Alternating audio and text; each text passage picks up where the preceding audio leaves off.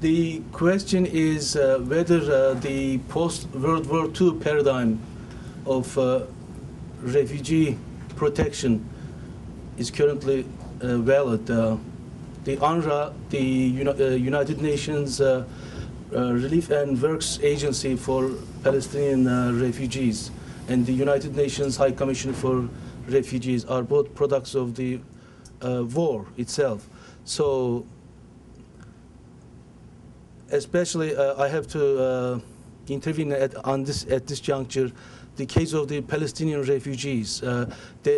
If there is one particular protracted refugee situation which needs international attention today, is the case of the Palestinian refugees protracted in Gaza, West Bank, and Jordan, Syria, and Lebanon. So what can you say about this paradigm and the case of the Palestinian refugees? Well, I'll answer that since I've written lots on it. First of all, it's not true that what was created after the war was based on a post-war paradigm. UNRWA was set up on a pre-war paradigm, between the First and Second World War, which was the way you deal with refugees is you do economic integration. They were using the dam projects in the Tennessee Valley Authority, they were going to resettle them in Arab countries. And that's why UNRWA was set up. And it was like the Korean agency, specific for a refugee, and it was a welfare system. It was a welfare system designed to combine humanitarianism with development policy. It was quite clear what it was. The UNHCR was set up on a very different paradigm, based on IRO, on human rights paradigm, that we would not send back, and was based on the Cold War coming along, that we wouldn't send back people to countries where they would be persecuted. And it was to create a whole rationale of why you wouldn't send certain people back to Russia. It was a debate between who was a DP and who was a refugee in the post-war era. And so it was two different paradigms at war, and UNHCR became the new dominant one, and you had this leftover one for Palestinians.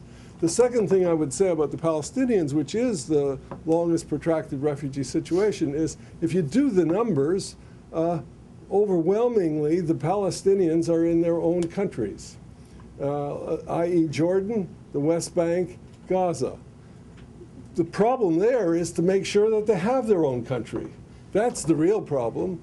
Then there's the problem of a couple 100,000 in Lebanon who are discriminated against. Not so much Syria treats them much better. And the problems become very manageable. And since Canada, and I was advisor, was the gaveler on the refugee talks for years, and we did the preparatory work at the Center for Refugee Studies, when you break down the Palestinian problem, it's solvable if you solve the political problem that the Palestinians have their own state. And that's the major thing that has to happen.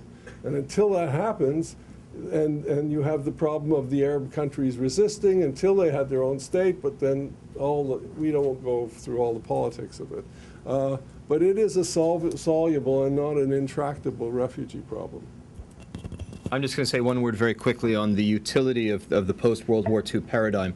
The nature of the global refugee problem has changed since the end of the Second World War. There are a lot of people who are lining up to throw out the 1951 Convention and UNHCR's 1950 statute. I would say at the core of that, there is this mandate that UNHCR received in December 1950, acting under the authority of the UN General Assembly, that there is an agency responsible for ensuring the protection of refugees and finding a solution for their plight.